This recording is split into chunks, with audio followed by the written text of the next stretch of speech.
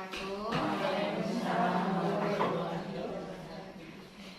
terhormat Bapak Kepala Sekolah SDN 01 Barula, lalu yang terhormat Bapak dan Ibu Majelis Guru SDN 01 Barula, Majelis Guru SDN 05 Lompatan, lalu Ibu dari SDN 11 Barula yang sudah menyediakan meluangkan waktunya pada hari ini mengikuti pengimbasan mengenai filosofi Ki Hajar Dewantara dan Budaya Positif yang merupakan program dari Guru Penggerak Angkatan 4 Kabupaten Tanah Datar, di mana pada kesempatan ini saya sebagai CGP Angkatan 4 Kabupaten Tanah Datar yang berasal dari SDN 01 Barula, Adi Novianti, di sini akan berbagi ilmu mengenai modul yang sudah dipelajari pada kegiatan calon guru penggerak angkatan 4. Bismillahirrahmanirrahim. Assalamualaikum warahmatullahi wabarakatuh. Alhamdulillahirabbil alamin. Wassalatu wassalamu ala asyrofil anbiya'i wal mursalin wa ala alihi wa sahbihi rasulillah ajmain. Ibu guru penggerak yang saya hormati rekan majelis guru SDN Sahabat Abu Barula 10 Panjang Barula 05 Barula dan dari 01 Barula yang berbahagia. Puji dan syukur mari kita berserahkan kepada Allah Subhanahu wa taala. Pada hari ini kita diberikan kesempatan hadir dan berkumpul bersama-sama di ruangan kelas kita ini dalam rangka mengikuti pertemuan kita ini. Salam dan salam kita mohon agar sampaikan kepada junjungan kita Nabi Muhammad SAW. Allahumma sholli ala Muhammad wa ala alihi.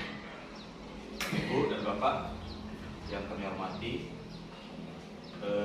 pertama terima kasih kami aturkan kepada kawan-kawan Bapak Ibu yang sudah meluangkan waktu hadir bersama-sama pada menjelang siang ini di sekolah kita ini. Mudah-mudahan pertemuan ini memberikan dampak yang positif untuk masing-masing kita di dalam mengembangkan dan menjalankan amanah yang diberikan pemerintah kepada kita selaku tenaga pendidik di sekolah kita. Bapak Ibu sekalian, kegiatan ini mungkin sudah pernah kita ikuti sebelumnya dalam rangka mengembangkan dan saling berbagi antara kawan kita yang kebetulan masuk di dalam penggerak di gugus kita Barula. Kita berharap apa yang didapatkan oleh kawan kita setiap ada sesi-sesi tertentu yang seperti ini bisa memberikan efek yang positif kepada kita yang lain, sehingga dapat menular secara baik pada kita dan kawan-kawan kita yang lain. Bapak Ibu, karena ini memang program nasional dari kementerian di pusat, tentu ini sudah sepantasnya kita sama-sama memberikan support, apresiasi, dan sekaligus juga ikut memberikan apresiasi kepada kawan kita yang kebetulan menjalankan kegiatan dalam program penggerak secara nasional ini. Dan khusus untuk agenda kita hari ini sesuai dengan tema yang telah diangkat dan diberikan, yaitu tentang filosofi Ki Hajar Dewantara dan budaya positif. Bapak Ibu, dari topik yang muncul ini jelas bahwa sangat erat kaitannya dengan masalah karakter, di mana Ki Hajar Dewantara sebagai salah satu tokoh nasional dalam bidang pendidikan dan ini merupakan beliau ini menjadi panutan dalam bidang pendidikan bagi kita, dan kemudian itu dapat kita gali bagaimana hal positif yang selama di dalam perjuangan beliau dalam mengembangkan pendidikan di Indonesia secara umum, ini dapat kita ambil, kita kutip hal-hal positif yang mungkin ini juga bisa, tentu saja ini bisa kita jadikan sebagai acuan di dalam mengembangkan, dalam membina karakter kepada siswa-siswa kita.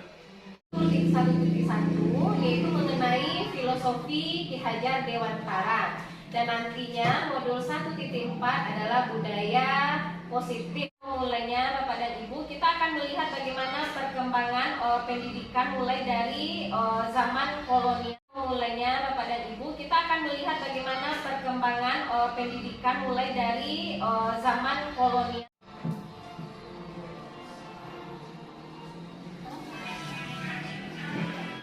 Bapak dan Ibu, menurut Bapak Ki Hajar Dewantara, maksud pendidikan itu adalah menuntun segala kekuatan kodrat yang ada pada anak-anak agar mereka dapat mencapai keselamatan dan kebahagiaan yang setinggi-tingginya, baik sebagai manusia maupun sebagai anggota masyarakat.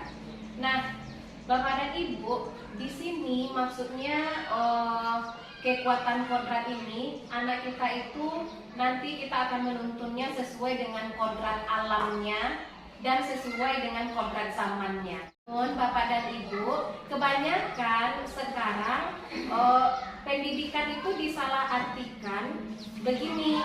Pendidikan itu lebih kepada mengajar segala materi mata pelajaran pada anak-anak agar mereka dapat mencapai nilai rapor tinggi dan jadi juara kelas yang dapat prestasi di banyak lomba, tanpa memperhitungkan anak itu manusiawinya sebagai manusia maupun sebagai anggota masyarakat. Itu realitasnya yang sering kita jumpai pada saat ini.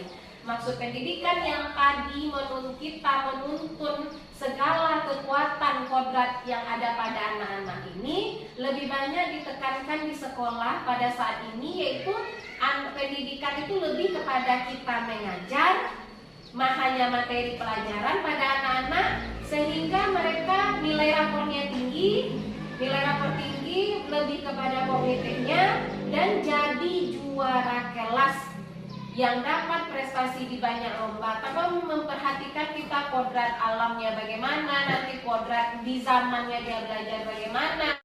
Dasar pendidikan itu yang pertama kita tadi sudah dikatakan kita yaitu menuntun. Mendidik itu bertujuan agar anak itu mencapai kebahagiaan dan keselamatan dengan tetap memperhatikan kodrat anak yang sudah dikatakan tadi. Jadi kita hanya di sini menuntunnya agar anak tersebut bisa terarah agar dia bisa mencapai kebahagiaan dan keselamatan. Anak itu lahir itu sudah ada potensinya masing-masing. Bukannya kita yang menentukan dia hitam putihnya, tapi kita hanya menuntun mengarahkannya. Bagaimana kita petani ini merawat tanaman tersebut dengan memberikan pupuknya yang bagus, dengan memelihara tanahnya, menyiramnya, begitu memperhatikannya, menuntun anak tersebut supaya anak tersebut dia bakatnya itu bisa tersalurkan, begitu. Jadi sebagai petani ibaratnya kita sebagai guru ini mendidik, memperlakukan, memelihara, merawat anak sesuai dengan perkembangannya serta melibatkan lingkungan sekitarnya. Pendidikan Bapak Ki Hajar Dewantara ini menyatakan bahwa pendidikan harus mementingkan nilai kebatinan dan semangat idealisme agar menjadi sebuah kebiasaan. Dasar pendidikan Ki Hajar Dewantara adalah berpihak pada anak. Nah, di sini kita mengenal yaitu guru itu menghamba pada murid. Tapi maksudnya menghamba di sini adalah kita ini diibaratkannya sebagai orang tua yang mengerti dengan kebutuhan dari anak kita. Nah, sebagai orang tua tentunya kita mengajar ke tentunya kita kepada anak kita itu mengajar atau memberikan sesuatu itu dengan tulus. Jadi dengan kita tulus kepada anak murid kita, maka dengan kita berpihak pada anak ini, maka anak tersebut dia memiliki tumbuh kembang yang tadi sudah dikatakan dia akan sesuai dengan kodratnya, sesuai dengan kodrat alamnya, sesuai dengan kodrat zamannya. Ada prinsip dasar yang kita kenal dari Bapak Ki Hajar Dewantara. Ya, ingarso suntulodo imadio mangun karso tuturi handayani. Di mana peran guru di sini, guru di depan menjadi teladan bagi siswa, di tengah guru memberikan semangat kepada siswa, dan di belakang memberi daya kekuatan atau dorongan kepada siswa kita, kepada murid kita, sehingga anak tersebut dia selamat dan bahagia sebagai manusia dan anggota masyarakat.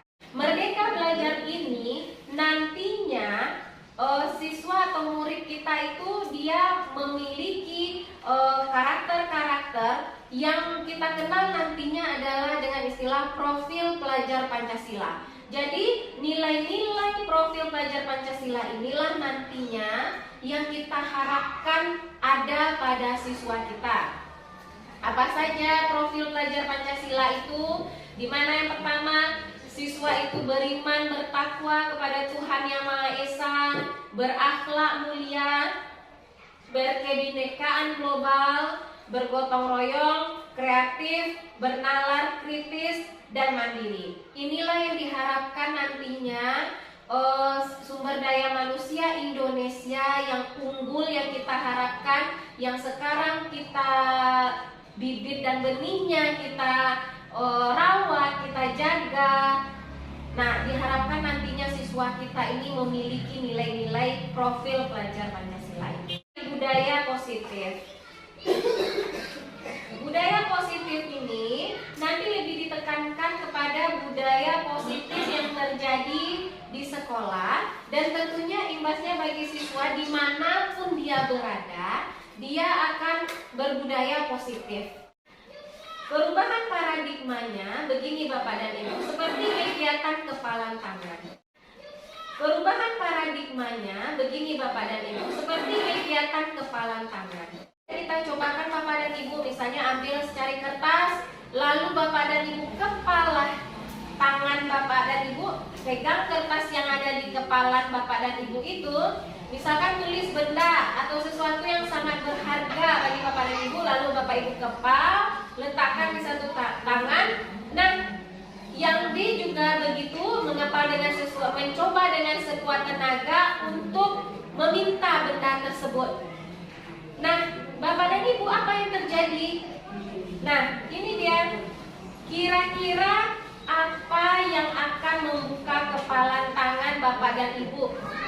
Bujukankah, godaankah, atau paksaan teman?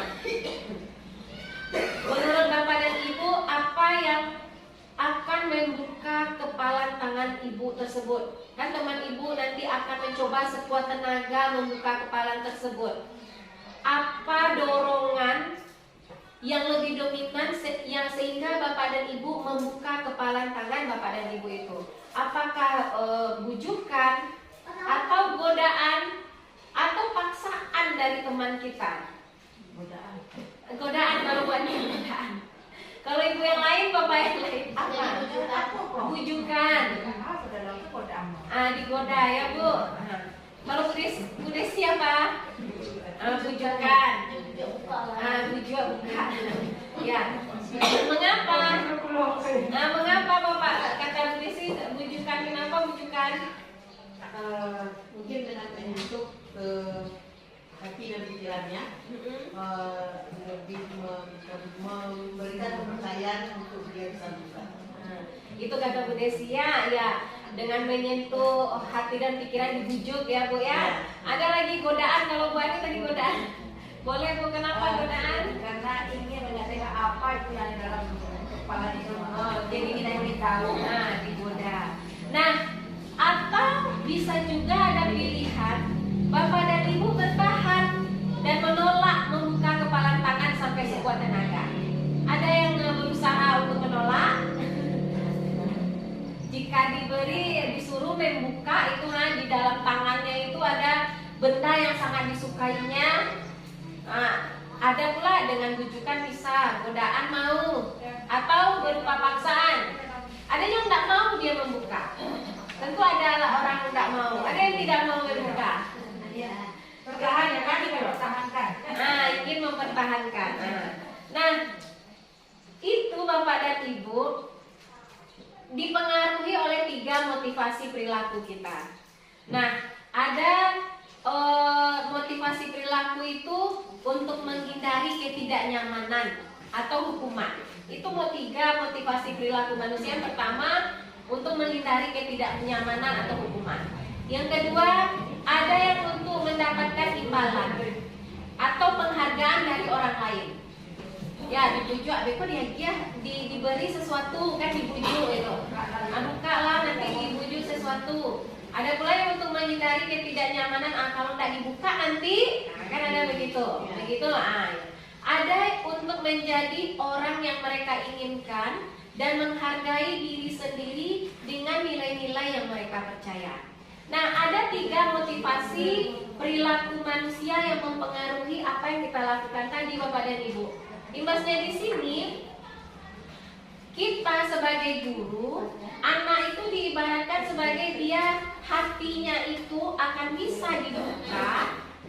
Seperti yang kata Bu Desi tadi, jika kita sentuh pikiran perasaannya, jika dia mau. Kalau Bu Desi tidak mau buka, apakah akan terbuka? Enggak kan? Enggak. Jadi dari diri kita intrinsik. Jadi nanti yang menentukan anak itulah yang menentukan dia mau menerima apa yang akan kita inginkan, intrinsik. Tidak bisa kita memaksakannya. Saya kita menyuruh seperti itu yang biasa kita lakukan. Begitupun kami sebelumnya. Misalkan anak tersebut kita melarangnya untuk meribut. Nah, kita kan mengatakan jangan meribut nak, begitu. Kalau dari dalam dirinya tidak ada kemauan, nah dia tidak akan bisa dia berubah. Tetapi yang kita harapkan di sini dia menginginkan, dia menghargai, oh saya menyadarinya sendiri, saya menginginkannya sendiri karena saya percayanya begini-begini. Nah itu dia. Jadi dia menjadi orang yang mereka inginkan dan menghargai diri sendiri dengan nilai-nilai yang mereka percaya. Nah itu dia motivasi perilaku manusia nantinya yang bisa kita dapatkan dari peserta didik kita. Kita mengharapkan anak itu dia dari dalam dirinya berubah. Kita pun kan mencoba kan kepada Ibu. Motivasi yang paling besar itu adalah dari dalam diri kita. Nah, dari dalam diri kita itulah kita menginginkan sesuatu itu. Oh, saya meyakini ini, saya menghargai ini karena saya percaya begini-begini. Nah, itu terkait dan lebih dari intrinsik dari dalam dirinya. Di dalam kelas juga begitu Bapak dan Ibu. Di sini kita mengharapkan anak kita itu jika dia belajar itu lebih kepada dia percaya apa nanti belajar itu manfaatnya bagi dirinya. Di sekolah Bapak dan Ibu kita menemui anak-anak kita itu tentu dengan berbagai latar belakang, bahkan ada berbagai problem atau masalah.